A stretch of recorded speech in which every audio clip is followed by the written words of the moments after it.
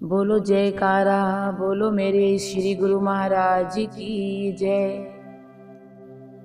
प्रेमियों, एक बार श्री दादा गुरु महाराज जी टेरी में विराजमान थे, तो भक्तों के बीच में दादा गुरु महाराज जी ने फरमाया कि व्यक्ति की जाति पाति और आंतरिक अच्छे या बुरे भावों का अनुमान उसकी बोलचाल, उसके व्यवहार से ही लगता है।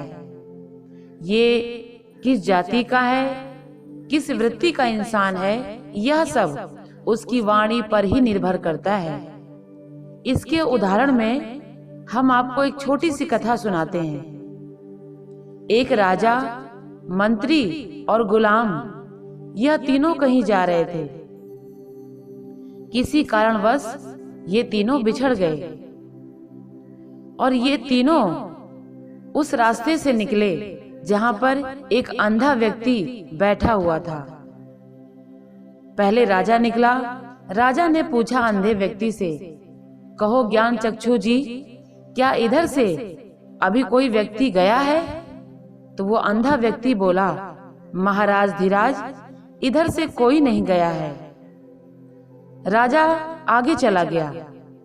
राजा के जाने के बाद मंत्री आया और मंत्री ने पूछा, सूरदास जी, क्या इधर से कोई गया है? तो सूरदास जी बोले, हाँ मंत्री जी, महाराज साहब अभी अभी इधर से गए हैं। मंत्री भी आगे चला गया। इसके बाद गुलाम आया और बोला, अबे अंधे, क्या इधर से कोई गया है? तो वो अंधा व्यक्ति बोला, हाँ गुलाम, इधर से राजा और मंत्री गए हैं।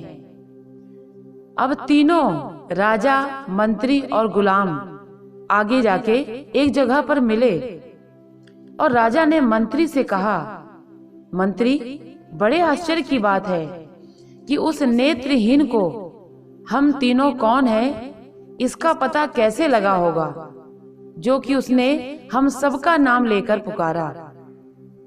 इस बात को जानने के लिए वो तीनों उस अंधे व्यक्ति के पास पहुंचे और राजा ने पूछा, ज्ञान चक्षु जी, तुम्हारे नेत्र नहीं है, फिर भी आपने कैसे जाना कि मैं राजा हूं, ये मंत्री है और ये गुलाम है? तब सूरदास जी बोले, राजा साहब, वाणी के द्वारा जिस स्थिति का मनुष्य होगा उसकी वाणी वैसी ही होगी।